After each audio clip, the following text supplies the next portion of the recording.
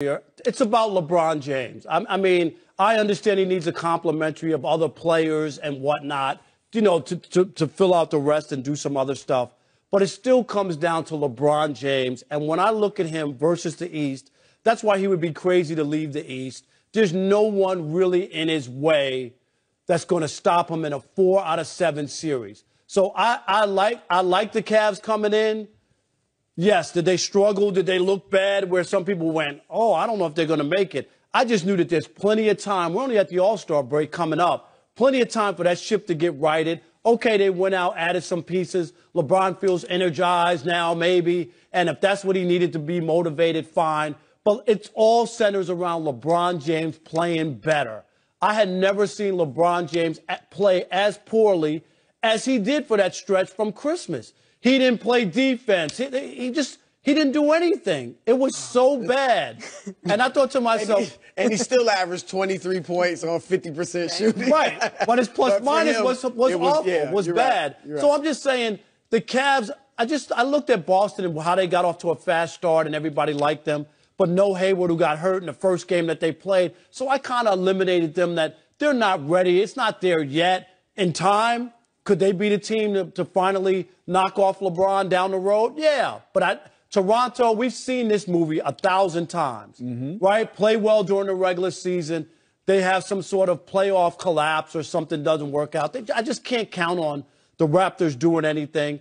And years gone by was Washington. They fell off the map. So who's really in the way? Nobody. It is still about LeBron James getting there, getting to the finals for what? Eighth year in a row out of the East. This is LeBron's time. So if LeBron does what he's supposed to do and get some support from these guys that they now have, they should be there. Last year they went into the finals 12-1 out of the East. So what if it's 12-2 or 12-3? They're still going to make it out of the East. My mind hasn't changed one bit that LeBron will get to yet another finals and then lose another finals once he gets there. So nothing's changed for me, even with all the player movement. I'm convinced now. You were not convinced before. No, I was not. Who was going to knock them off, Greg? I believe Boston could have knocked them off. Absolutely. And I believe LeBron knew that if we don't make some changes, this Boston Celtics team is good enough to beat us in the best of 7. Bottom line, they have the better coach. And here's bringing up that we always. Is this league about coaches or players? No. This is because I want to touch on that too, because you put sole responsibility on LeBron because he is the greatest player. All day, every day. Because he is the greatest player. Any other player, we're talking about the coach. I mean, Tyronn, he deserves some blame for their performance or the lack of the performance that they were putting out on that floor every single night. That is not just solely on your superstar player. If your superstar is not going to put out effort, especially when you talk about defense, Chris, you know this. Defense is all about effort. It's not about skill. It's the guy who's willing to put in the energy, put in the time, go for loose balls, rebounds. That's not a skill thing. That's all effort. And when guys don't play defense, it's because they don't want to do it. You're talking about a guy who's in the top 3 every year in minutes played.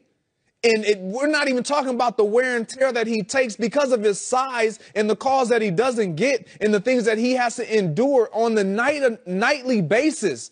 Like, I totally get it. Is it his responsibility to make sure that they're in the best position? Absolutely. But if I'm the head coach, I make sure I can identify that I'm putting too much on my superstar. And what they were doing was putting too much burden on LeBron to where he was not going to be well rested in the playoffs. So they acquired these young guys to give them that spark, to give them that energy. So now they have even much more depth on their bench to where Ty Lue feels comfortable going to all these guys, Seti Osman, all these guys that we've never even heard of are starting to come out and play well, and now it's going to afford them to have a fresher superstar LeBron to where his point differential, plus minus, if you will, is a lot better in what we've come to know him as. But to say that they were just going to flat out win the East doing what they were doing, I wasn't convinced then. I am convinced now. You're convinced from one game. I'm convinced. But he's also looking at the pieces. Yes, I'm looking at the pieces. But if they got blown out, if the score was reversed, Greg, I'm asking you, let's go back.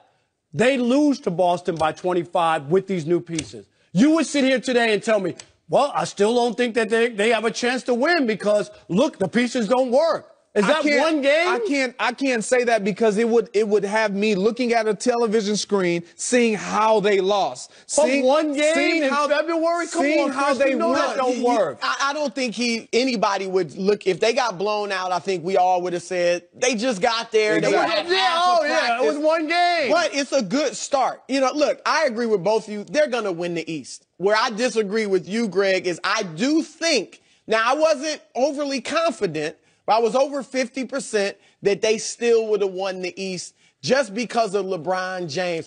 The Minnesota game, which was 3 games ago, before the trades, LeBron showed again that he is by far the best player in the East. There's nobody in his class in the East. Giannis Antetokounmpo is really good, but he's young, doesn't know how to win yet. So there's nobody there. And LeBron would have turned it up enough to win the East.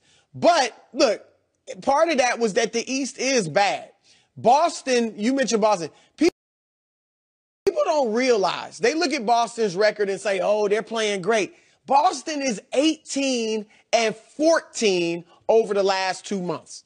18-14, that is a 46-win pace. Now, you can say, well, look at the Cavs over the last 2 months. Number one, they got a whole new roster. Number two, we've seen the Cavs do this the past 3 years. Last year, they didn't even want to be the number 1 seed, right? They conceded that last year. And they still went 12-1 in the playoffs and came out of the East. There's nobody in the East. I mean, Jason Tatum in Boston has kind of hit the rookie wall. He was leading the league or among the leaders in three-point shooting first 2 months. Last month and a half, he's like 33% from the arc. Toronto, they are playing great basketball. And Dwayne Casey is right in the running for Coach of the Year, obviously along with Brad Stevens. But they are 2-8 against Cleveland in the playoffs the last 2 years. And it's one thing if the Cavs limp into the playoffs like they would have before the trades. Maybe Toronto can muster up the confidence to think, you know what, we can beat them. They look so bad. But now that LeBron is rejuvenated, if these young players continue to play well around him, if they go into the playoffs looking good, I believe mentally the Raptors will be shot when they face LeBron and the Cavs and know they don't have a chance. So there's nobody in the East that's going to challenge them now, and I still think the Cavs would have won it anyway. But that's a huge part of the game. The way you go into the playoffs. But they won 7. Now. They won 4 of their last 11 last year heading into the playoffs. So they were slumping and looking bad last year at the end of the But we saw who they were. We didn't see them trending down fast as they were this year. Like we were looking at this Cleveland Cavaliers team and wondering when the next win was going to come. When you lose to the Orlando Magic, which they have done twice this year, like that's the bottom of the barrel right there. And so for me to say that this team who's lost to the Magic twice in the regular season, I get it. They're going to step it up a notch, and all these older players are now going to assume their rightful position in their role, and they're going to make it happen. No, when you have a sense of entitlement, it does not become erased that quick. But you still had a lot of time for those guys to play better. You would have got to admit that those guys were all playing awful. I mean, like, it just wasn't. J.R. Smith has been playing awful the last 2 years. But I'm saying all those other guys that LeBron had brought in, even Dwayne Wade, remember he started the year as a starter, and they realized that wasn't his role, that guy was supposed to come off the bench. All I'm saying is, it all comes down to LeBron James. It just does. In the East. In the East. When you talk about the NBA, and you know this more than any other sport, it's not just about one person with football. We just saw Tom Brady throw 500 yards. He lost. In baseball, you go in, you could have a great home run hitter. Marlins had Stanton hit 59 home runs. They didn't even make the playoffs. It's not about one guy. But in the NBA, the best player almost all the time is the guy that you're going to have a better shot at winning with. And I'm telling you, LeBron James was always going to be in that position because it's a 4 out of 7 series. And I think the question becomes, and today we can't really answer it in full, I think the question becomes, can they compete with Golden State? I already told you that. I knew that before. You give them no shot. I'm telling you, 5 games maybe. It might be a sweep. I mean, look, I want to watch them over the next couple months to see how they continue to improve.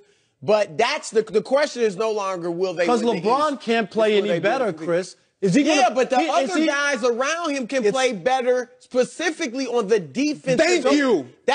They are better equipped to guard Golden State. And look, Golden State is the favorite. They are my pick preseason and today, and probably will be my pick going into the playoffs.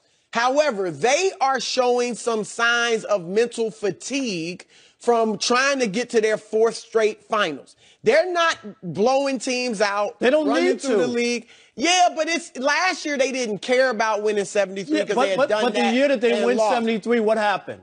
They lost. But that's they lost in the finals. But this year it's not about we ain't even trying to win 70. This year they are frustrated. They're exasperated. Not only is Draymond getting even more technicals, Steve Kerr is getting more technicals. Kevin Durant is getting more technicals. I'm not saying they're going to get beat in the playoffs or the finals, but I'm saying they are showing some fatigue. There's only 4 teams that have ever been to 4 straight finals. Russell Celtics, Bird Celtics, Magic's Lakers, and LeBron's Heat. It is tough to do mentally. And I think Golden State, it is wearing on them. Might not break them, but it's wearing on them and might make them more vulnerable to either the Rockets or Cleveland if they meet in the finals. We got serious. We're all the Patriots right now. Wow. Get some more Eagles feeling Lay off here. the Pats. You with me, right? You with me. It's about winning. No. That's fun. I think That's it's what's more fun. That is fun, but I think it's more about the lifestyle, like Greg was saying. You got like if I had to be straight, I'm not at the facility all day. Yeah, you are. I got plenty of but it's a lifestyle. You see that documentary? The facility comes home with Tom Brady. That's right. I don't know if anybody will be seeing that documentary soon. We'll talk about that. Plus, Paul Pierce had his number retired in Boston.